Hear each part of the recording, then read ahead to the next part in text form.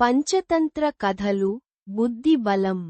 ఒకప్పుడు భాసురకం అనే పెద్ద సింహం ఉండేది. అది అడవికి రాజు. ప్రతిరోజూ ఎన్నో జంతువులను వేటాడి చంపేది. కాని దానికి రోజుకొక్క జంతువు చాలు. ఒకరోజు అడవిలో జంతువులన్నీ భాసురకం దగ్గరకు వెళ్ళాయి.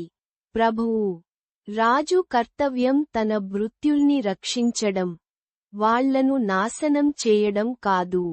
మీరు అనవసరంగా ఎన్నో జంతువులను చంపుతున్నారు. మీరు మీ గుహలోనే ఉంటే మేము మీకు ఆహారంగా రోజూ ఒక జంతువును పంపుతాం.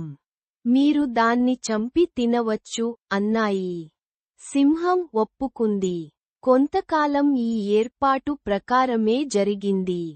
ఒకరోజు ఒక కుందేలు వంతు వచ్చింది. అది సింహం గుహ వైపు మెల్లగా నడవడం ప్రారంభించింది. తోవలో పెద్ద బావి కనిపించింది. కుతూహలంతో ఆ బావిలోకి తొంగి చూసింది. తన ప్రతిబింబం కనిపించింది. దానికి మెరుపులాంటి ఆలోచన తోచింది. సాయంకాలం దాకా ఉండి అది సింహం గుహకు వెళ్ళింది. సింహం ఆకలితో నకనకలాడుతూ ఉంది.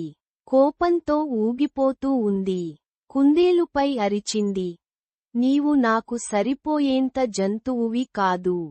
పైగా ఇంత ఆలస్యం చేశావు. నిన్ను, జంతువులన్నిటినీ కూడా చంపుతాను.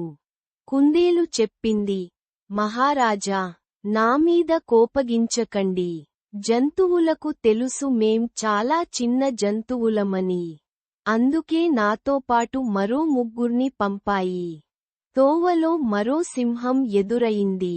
తను మీకంటే పెద్దదాన్నని, బలమైన దాన్నని చెప్పింది.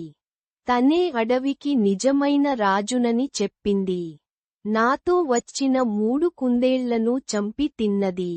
ఈ విషయమంతా చెప్పడానికి నన్ను మీ వద్దకు పంపించింది. భాసురకానికి చాలా కోపం వచ్చింది.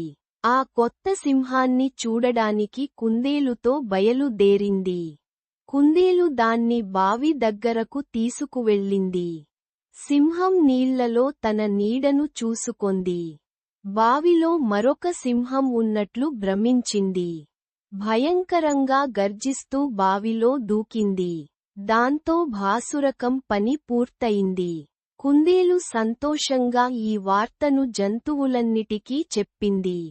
అన్నీ కలిసి క్రూర సింహం పీడ విరగడైనందుకు పండగ చేసుకున్నాయి.